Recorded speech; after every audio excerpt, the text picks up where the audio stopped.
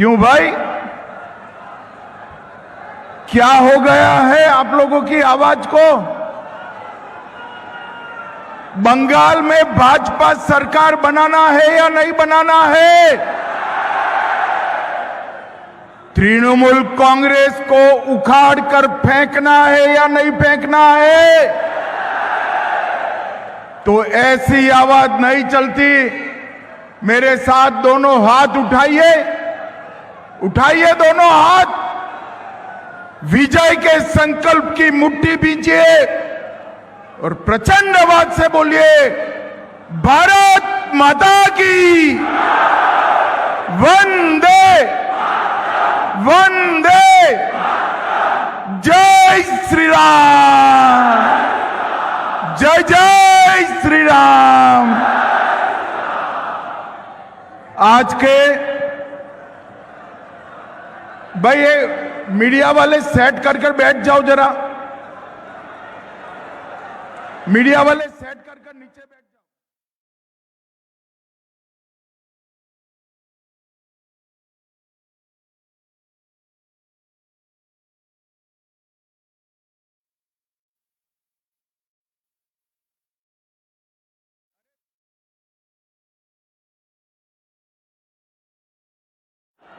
दादा बैठ जाओ। बोलो भारत माता की। आज के इस विशाल कार्यकर्ता समागम में मेरे साथ मंच पर उपस्थित पश्चिम बंगाल भारतीय जनता पार्टी के अध्यक्ष और मेरे मित्र श्री समीक भट्टाचार्य जी, भारतीय जनता पार्टी के वरिष्ठ नेता, पश्चिम बंगाल विधानसभा में विपक्ष के नेता, हम सबके प्रिय श्री शुभेंदु अधिकारी जी, भारत सरकार में मंत्री श्रीमान शांतनु ठाकुर जी, बहन देबश्री चौधरी जी, श्रीमती लोकेट चटर्जी जी, श्रीमती तनुजा चक्रवर्ती, बैरकपुर के भूतपूर्व सांसद अर्जुन सिंह, हमारे प्रदेश उपाध्यक्ष अमिताभ रॉय जी, श्री प्रबल रहा जी, श्री फाल्गुनी पात्रा जी, श्रीमती बीवा मजमुदार जी, हमारे संगठन की जिम्मेदारी जिन पर है ऐसे संगठन मंत्री श्रीमान अमिताभ चक्रवर्ती जी, और आज इस विशाल कार्यक्रम में आए हुए प्यारे भाइयों बहनों और मेरे सभी देव तुल्य कार्यकर्ताओं को मेरा राम राम, मेरा प्रणाम। मित्रों, आज मैं जब बंगाल में आया हूं तब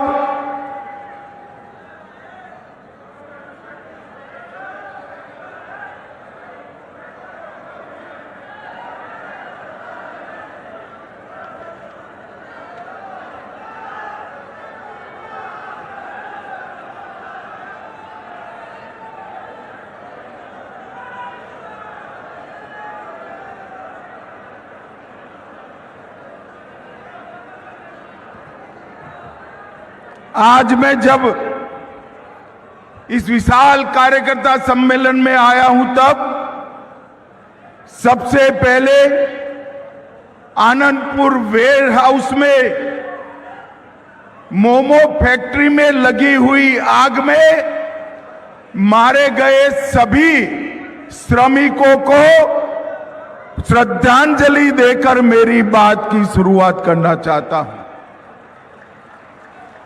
ये जो अग्निकांड हुआ है ये कोई एक्सीडेंट नहीं है। जो ये आनंदपुर वेयर हाउस में अग्निकांड हुआ है वो ममता बनर्जी सरकार के भ्रष्टाचार के चलते हुआ है। मैं इसके बारे में बाद में बात करूंगा, मगर मैं शक्ति की भूमि बंगाल को प्रणाम करता हूं। काशीपुर आश्रम, श्री रामकृष्ण सेवा आश्रम, श्री हरिचंद ठाकुर मंदिर और मां बोरो मंदिर की पवित्र माटी को भी प्रणाम कर कर मेरी शुरुआत करता हूं। भाइयों बहनों, ये जो वर्ष है वंदे मातरम का 150वां साल गिरा है। यही बंगाल की महान भूमि के सुपुत्र बंकिम चंद्र चट्टोपाध्याय जी ने अंग्रेजों के खिलाफ आहलेख जगाने के लिए वंदे मातरम की रचना की। और वंदे मातरम की रचना देखते देखते देखते ये गीत आजादी का नारा बन गया।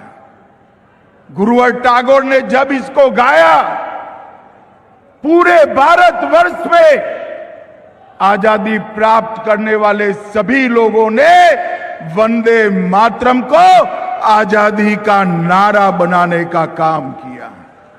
और मित्रों, जितने भी लोग आजादी के संघर्ष में शहीद हुए,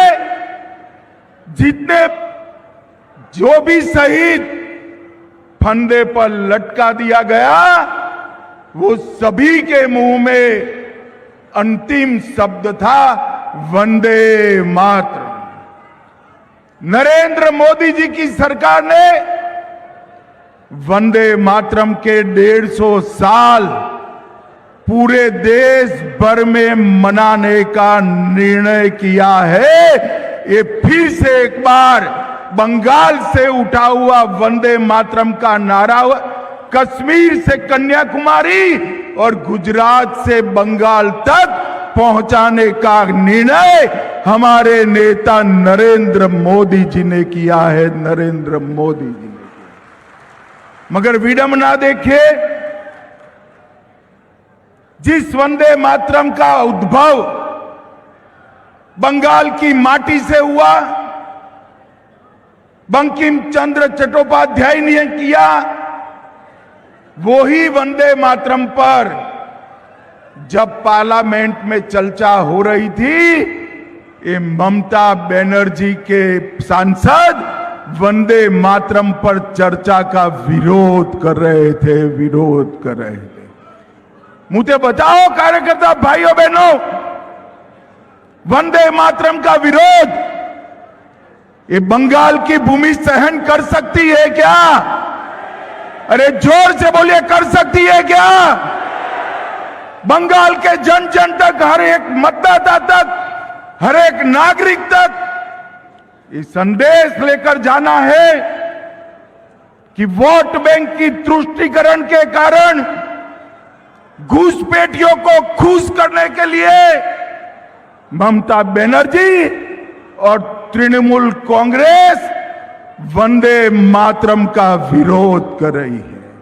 ममता जी, मैं आपको बता दूं कि वंदे मातरम का विरोध कर कर आप नरेंद्र मोदी जी का विरोध नहीं कर रही।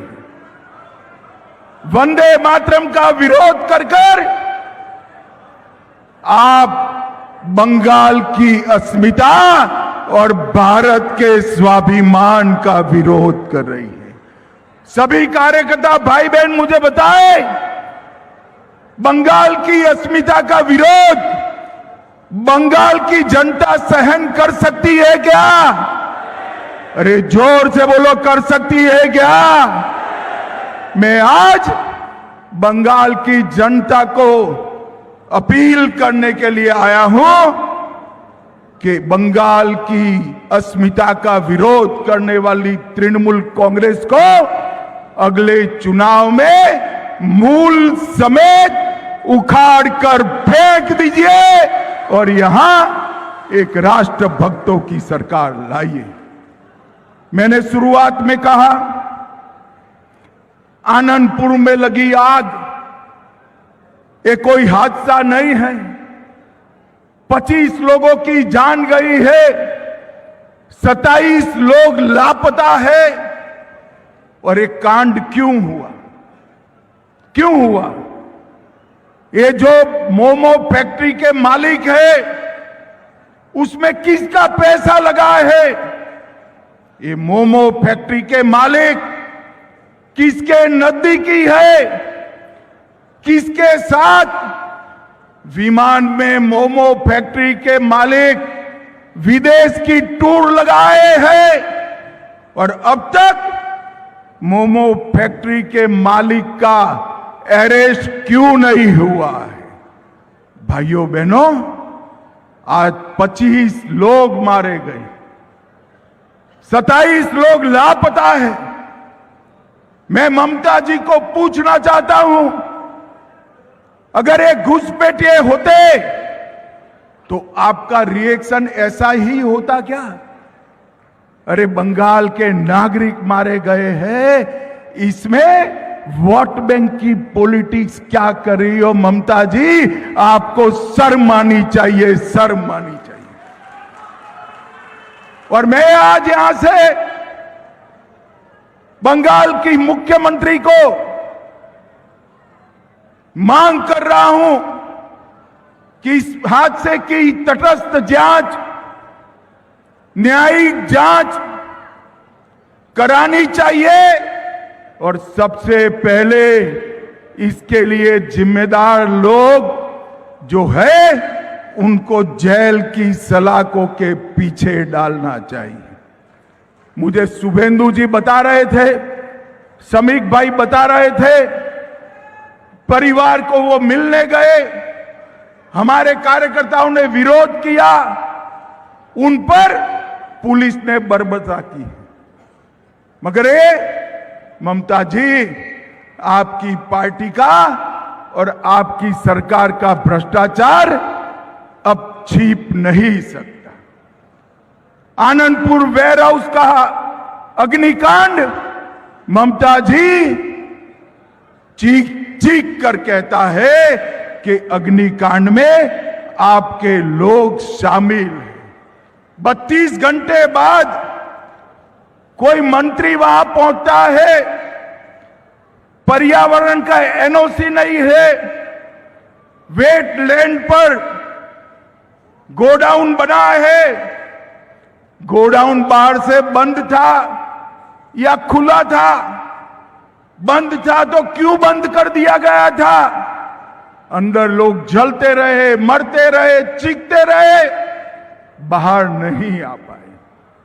और मैं आज ममता जी को कहने आया हूं, पर्दा डालना है तो डालो ममता जी, पर्दा डालना है तो डालो।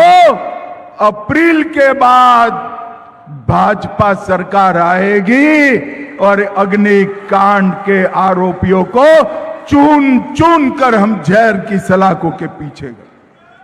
भाइयों बहनों, हर तरह से बंगाल में एडमिनिस्ट्रेशन समाप्त हो गए। ये 2026 का साल टीएमसी को टाटा बाय बाय कहने का साल है, टाटा बाय बाय कहने का। बंगाल की जनता टीएमसी को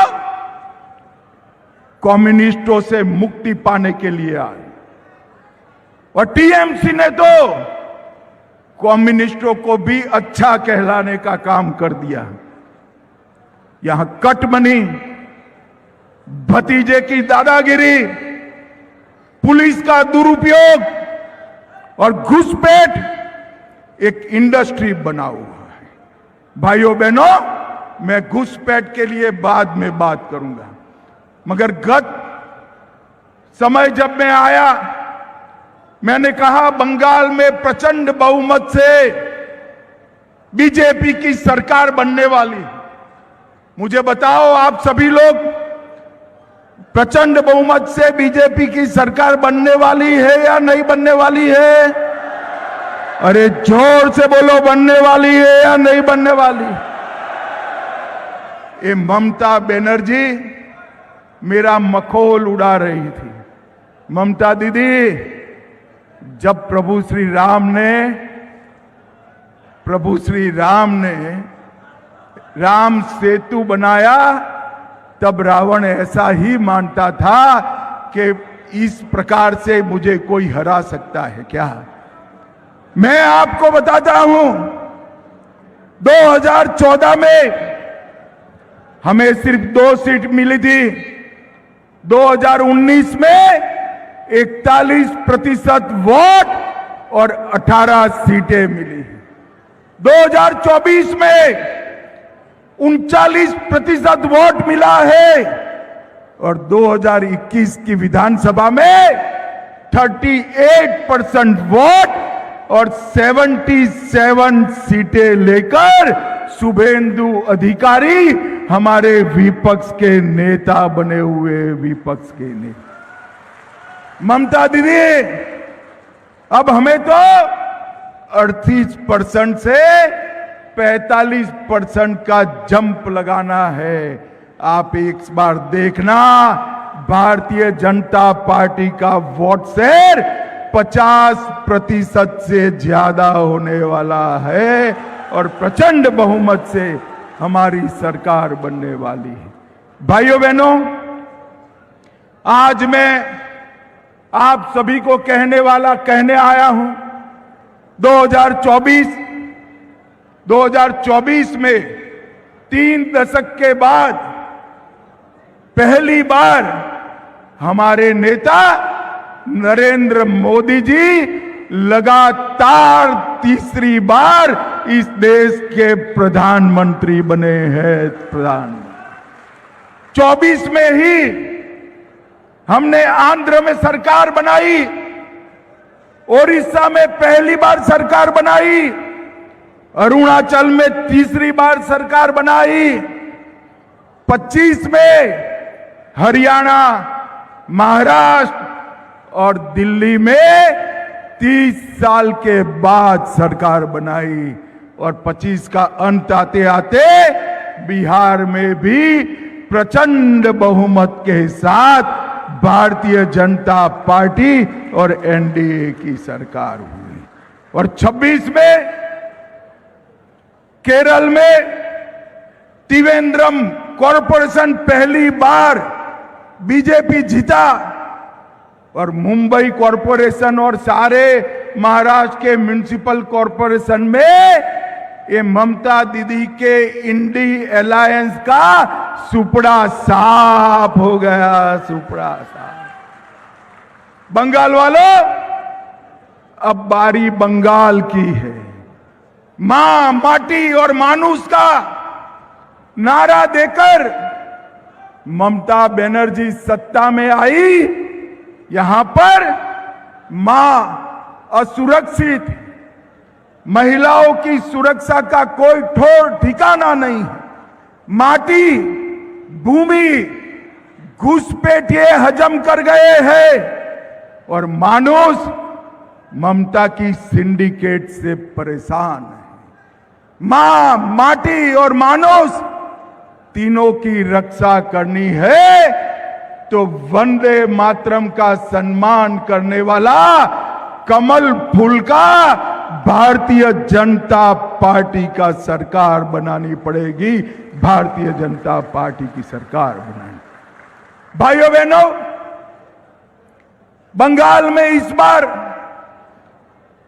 सरकार बनाना सिर्फ पश्चिम बंगाल के लिए जरूरी नहीं। मैं ये कार्यकर्ता सम्मेलन के माध्यम से बंगाल की जनता को कहने आया हूं, पश्चिम बंगाल में जिस तरह से घुसपैठ चल रही है, पश्चिम बंगाल से हो रही घुसपैठियों की ये फौज केवल पश्चिम बंगाल नहीं, पूरे देश के लिए सुरक्षा का एक बहुत बड़ा सवाल बना है। मुझे बताओ कार्यकर्ता भाइयों बहनों, घुसपैठियों को रोकना चाहिए या नहीं रोकना चाहिए? अरे जोर से बोलो, रोकना चाहिए या नहीं रोकना चाहिए? ये ममता दीदी कहती है ममता दीदी कहती है कि केंद्र सरकार क्या करे। मैंने पार्लियामेंट में जवाब दिया था कि बाढ़ लगाने के लिए, फेंसिंग करने के लिए ममता बनर्जी आप हमें जगह नहीं दे रही हो, भूमि नहीं दे रही हो, इसके कारण फेंसिंग पूरी नहीं होती। नदी नाले से, दुर्गम पहाड़ों से जो घुसपैठिए आते हैं उनको आपका पटवारी रोकता नहीं है, आपका पुलिस वाला रोकता नहीं है, और आप यहां से फर्जी डॉक्यूमेंट बनाकर उनको पूरे देश भर में भेज रही है।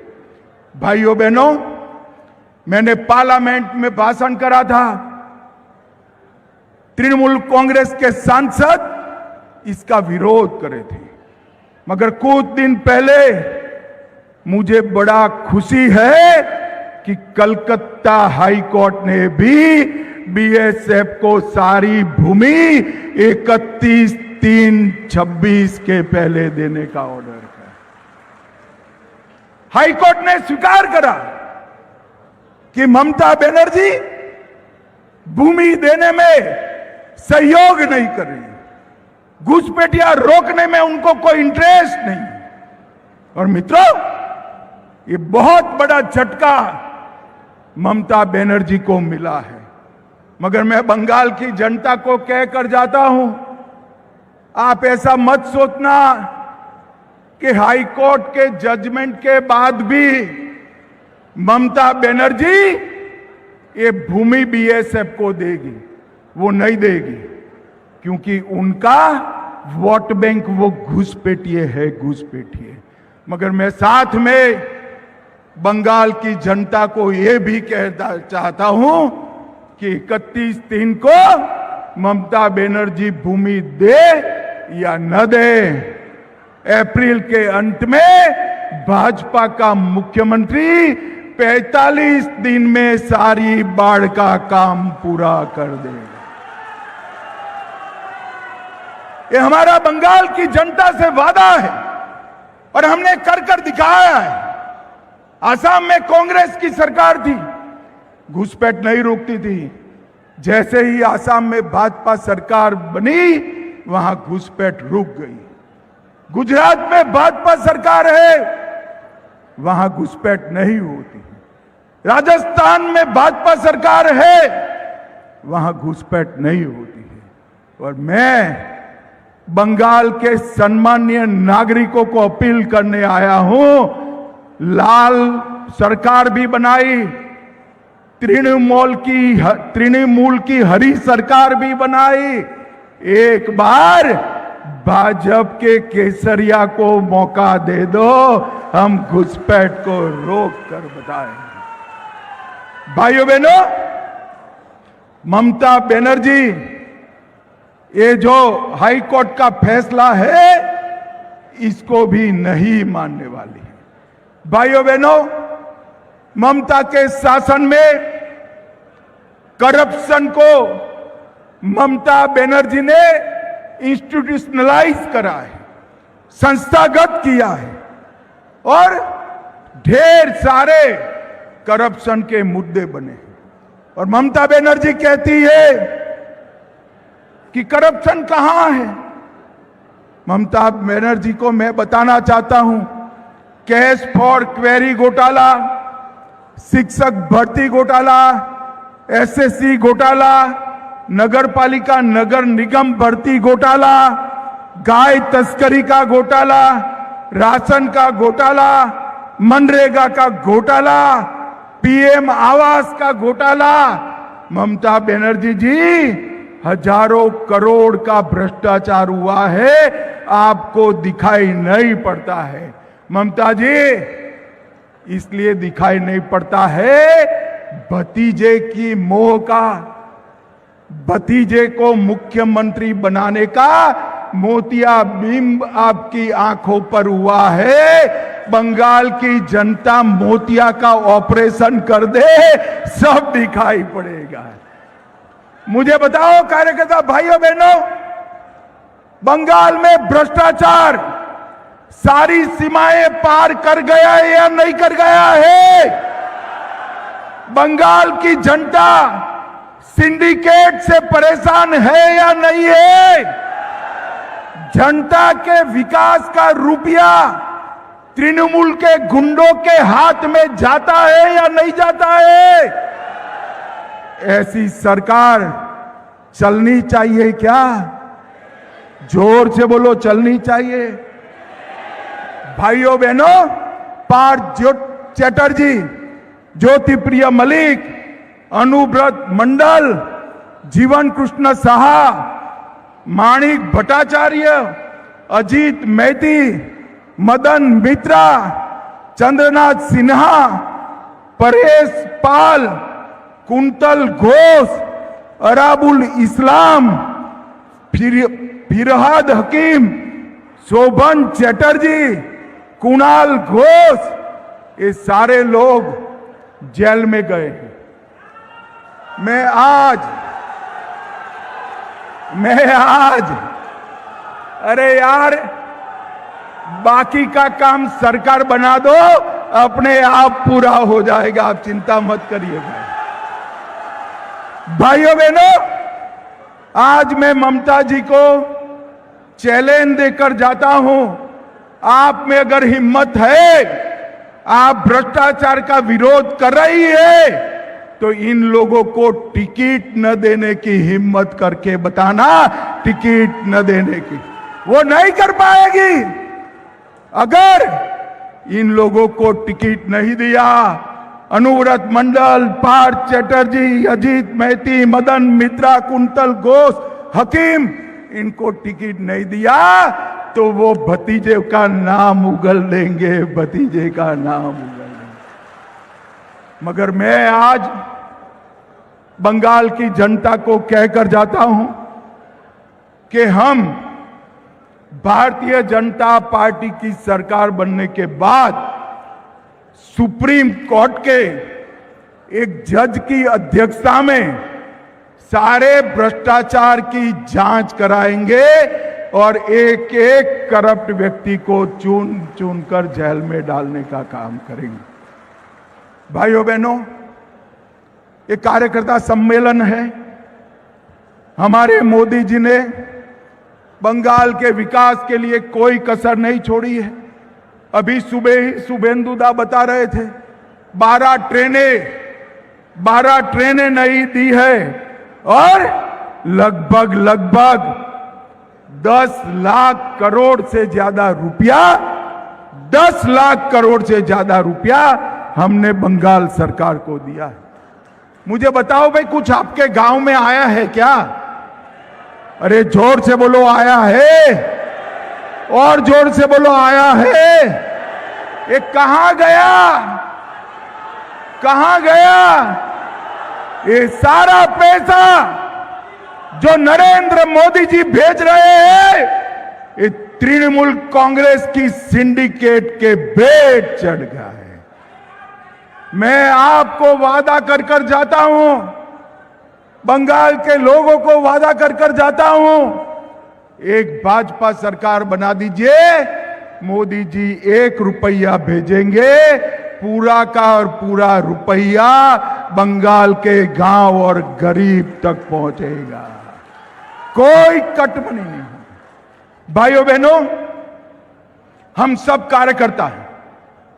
बंगाल ने चुनाव के रेगिंग में ममता बनर्जी की पार्टी ने हमारे 60 से ज्यादा कार्यकर्ता मारे गए, सैकड़े लोग घायल हुए, कई लोगों के घर जल गए, कई लोग गलत केस में जेल में बंद है। मैं आज बंगाल भारतीय जनता पार्टी के हर कार्यकर्ता को ये कहने आया हूं, हम सब हमारे जो शहीद हुए हैं वो कार्यकर्ता को याद करें और इस चुनाव में आज से लेकर काउंटिंग तक एक एक पल कमल निशान को समर्पित करें और बंगाल में पहली बार भारतीय जनता पार्टी की सरकार बनाए। श्यामा प्रसाद मुखर्जी जी ने भारतीय जनसंघ की स्थापना की। मुखर्जी जी इसी बंगाल की माटी से निकले, उन्होंने पश्चिम बंगाल को बचाया, वरना पश्चिम बंगाल बांग्लादेश का हिस्सा होता। उन्होंने कश्मीर को बचाया, कश्मीर के लिए जान दे दी। आज श्यामा प्रसाद मुखर्जी की पार्टी देश में 21 राज्यों में सरकार बना चुकी है, मगर मैं आपको बताता हूं, मुझे 21 राज्यों से कोई संतोष नहीं है। पूरा देश भर का कार्यकर्ता और हमारे नेता नरेंद्र मोदी संतोष के साथ तभी मुस्कुराएंगे जब 22वां राज्य मेरा बंगाल हो जाएगा तब। और यही श्रद्धांजलि होना चाहिए हमारे कार्यकर्ताओं की शहीदगी की, यही कार्यांजलि होना चाहिए हमारे कार्यकर्ताओं के परिवारों को, और यही श्रद्धांजलि होना चाहिए महान श्यामा प्रसाद मुखर्जी जी को। और ये करने की जिम्मेदारी हम सब की है। बंगाल में वंदे मातरम के 150वें साल में वंदे मातरम के स्पिरिट को देश भर में पहुंचाने वाली भारतीय जनता पार्टी की सरकार बने, ये हम सबका लक्ष्य है। भाइयों बहनों, ममता बनर्जी जी हमारे मतुआ समाज के, नाम शूद्र समाज के लोगों को डरा रही है। शांतनु जी बार बार मुझे फोन कर रहे हैं, मैं सार्वजनिक कार्यक्रम में कहकर जाता हूं, मतुआ समाज और नाम शूद्र समाज को डरने की कोई जरूरत नहीं है। आपके वोट को ममता बनर्जी छू नहीं सकती। और एसआईआर का विरोध ममता दीदी जितना करना है इतना कर दो। एसआईआर ये न्यायिक तरीके से चल रहा है, हम चुनाव आयोग का समर्थन कर रहे हैं। मतदाता सूची से घुसपैठियों को निकालना ही पड़ेगा, और जो बचे कुचे रह जाएंगे वो भाजपा का सीएम आकर निकाल देगा। मित्रों, भाजपा का सीएम आकर निकाल देगा। मुझे बताओ, आप सभी लोग यहां कमल फूल की सरकार बनाने के लिए आप सभी लोग तैयार है क्या? अरे ऐसे नहीं, ममता बनर्जी के बहरे कान तक जाना चाहिए। तैयार है क्या? ममता की सरकार को बदलेंगे? अरे बदलना नहीं है, मूल समेत उखाड़ कर फेंक देना है।